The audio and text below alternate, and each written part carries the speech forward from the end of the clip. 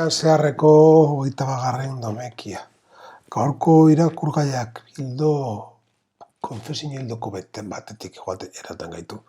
Zatituta dagoana batzeko agindua jasoten dago Pedrok Jesusen gandik. Betekizun hori Jesusen beraren ekintzaren jarraipena da.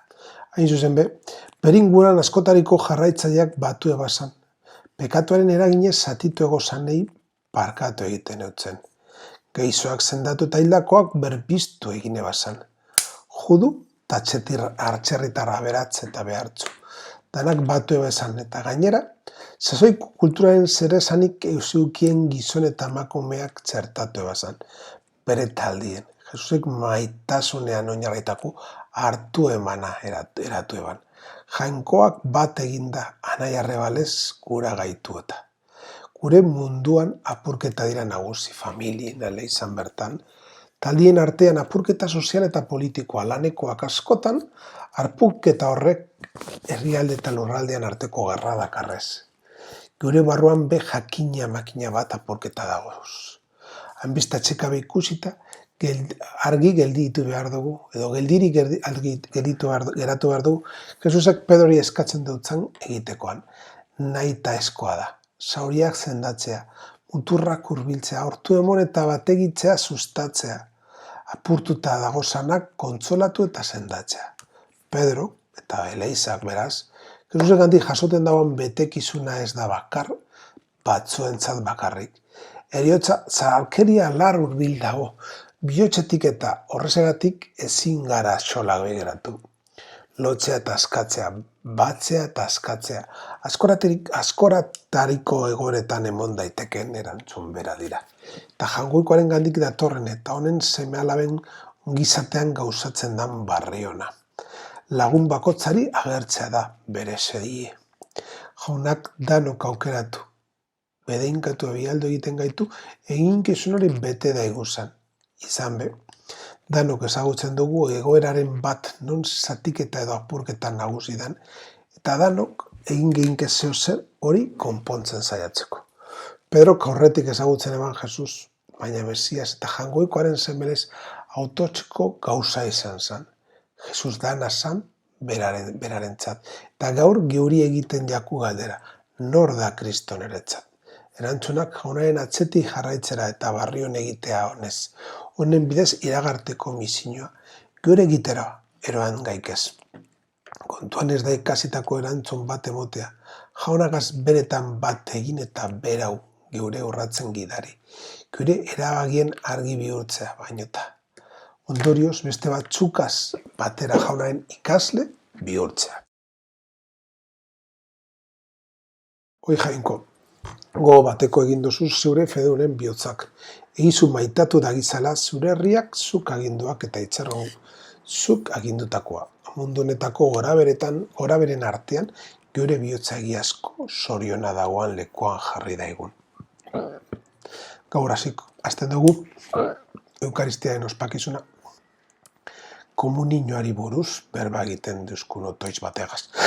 Jaunartxe. Komuninoa da Kristorekin alkarteatik sortzen dela. Bera da komuninoaren egilerik handiena. Otoitzak dinoan moduan, berak gure bihotzak desio berean batzen ditu alako.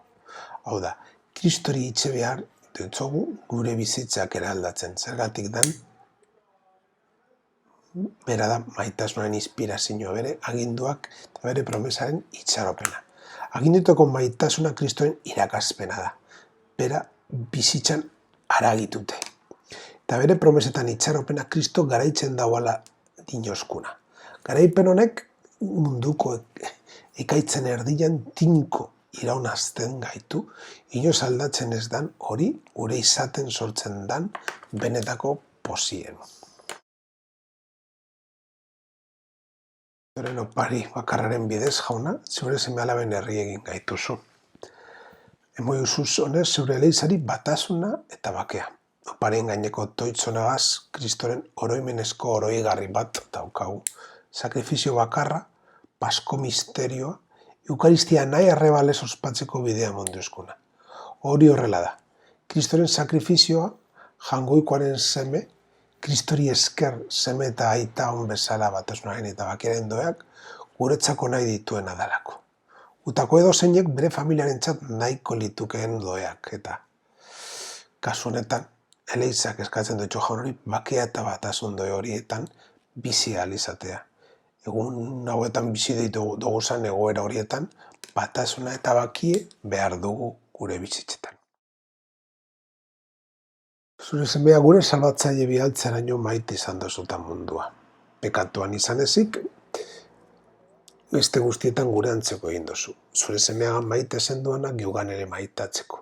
Arek zure zaneko izanik eskuratu duzkuz barriro, guk zure zaneko ez izategaitik galdutako ondasunak.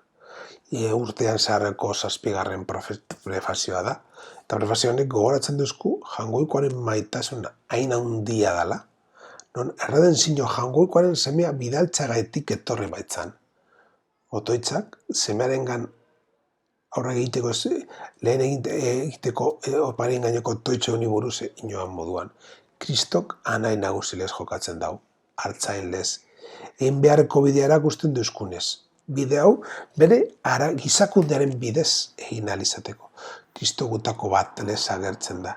Gauza guztientak Jaungoikoaren maitasun nahasi eta salbamenerako bidea guteko bakotzari erakusteko. Eta gure pekatuan izan ezik, pekatuak banandu ginduzenetik aldentzeko eta. Horrela, Kristo berak zahar barritutako doe horrietan bizitzekoaren aintza izan genezakeen, edo hobeto esan genezakeen. Eroan gugan honez jauna bere betera. Zure horrikoizko salbazio egintza. Egin gaizuz ononak eta adoretu gauza guztietan zure nahia bete ahal izateko. Eukaristia maitzeko eskatzen dutzogu Jaunari, hemen ospatu dugun guztia gure bizitzara eroan dezakegula, eta hen eskutik eroan dezagun bete-betean. Munduan beste Kristo batzuk izatea, Jaungoikoaren lan salbatzaile hau egin ahal izateko. Errukiaren beharraz jaubetu behar gara, barkamenaren beharraz perfekzio horretara, bere santutasunera iritze ahal izateko. Gure bizitzak Jaungoikoaren gaintzako sakrifizio atsegin hori izan daitezan. Jonartze sakrifizioa bizitza baitan ere bizitza Jaungoikoaren maitasunaren emona.